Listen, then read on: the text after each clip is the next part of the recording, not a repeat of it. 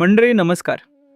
सद्गुरू श्री गोंदवलेकर महाराजांच्या अमृतमय वाणीला नमन करून आजच्या प्रवचनाची सुरुवात करूया. जीवनाला दिशा देणारे, मनाला शांती देणारे आणि भक्तीचा मार्ग दाखवणारे हे विचार आपल्या हृदयात उतरावेत याच भावनेने चला तर मग 18 डिसेंबर रोजीचे काळजी करायचीच तर नामाची करा. सद्गुरू श्री गोंदवलेकर महाराज यांचे आजचे प्रवचन भक्तिपूर्वक ऐकूया.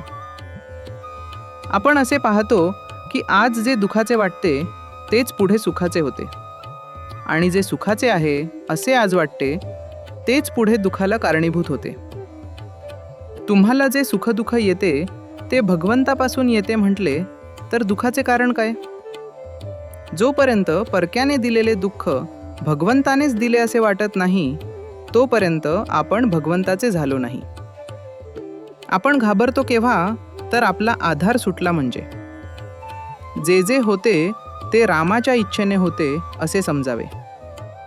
संकटे देवाने आणली तर ती सोसण्याची शक्तीही तोच देतो.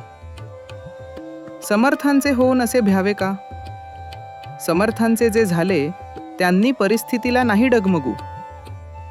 प्रत्यक्ष संकटाचे निवारण जर करता येते तर मग भीती कशाची धरावी? मुळात जी भीती नाही ती तुम्ही मनाने निर्माण करता.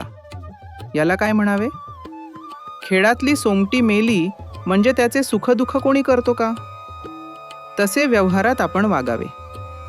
सुखाने हुरळून जाऊ नये आणि दुखाने अस्वस्थ होऊ नये.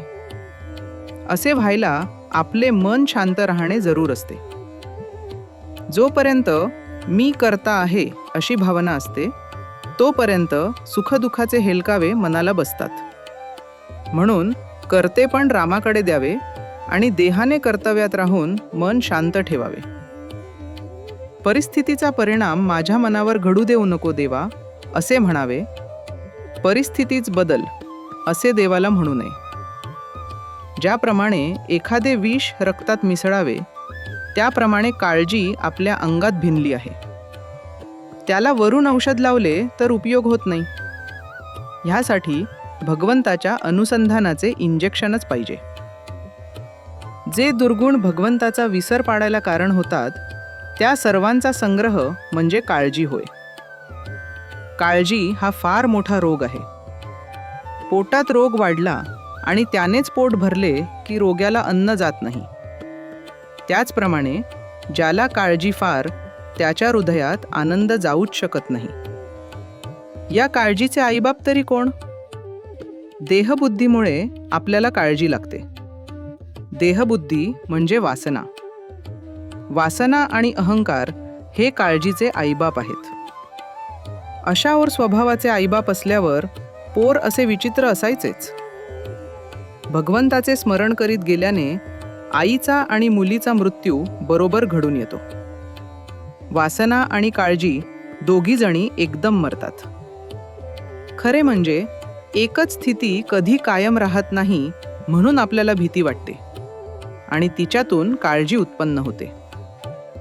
काळजी जितकी आपल्याला मारते तितकेच नाम आपल्याला तारते. तरी सुद्धा आपण काळजीलाच पकडून बसतो. याला काय म्हणावे? आपला जेवढा वेळ काळजीत गेला तेवढा वाया गेला असे समजावे. काळजी करायचीच असेल तर अनुसंधान कसे टिकेल याची करा. आजचे बोधवचन, नामाची काळजी घ्या म्हणजे काळजी करायची वेळच येणार नाही. श्रीराम. जय राम, जय जय राम.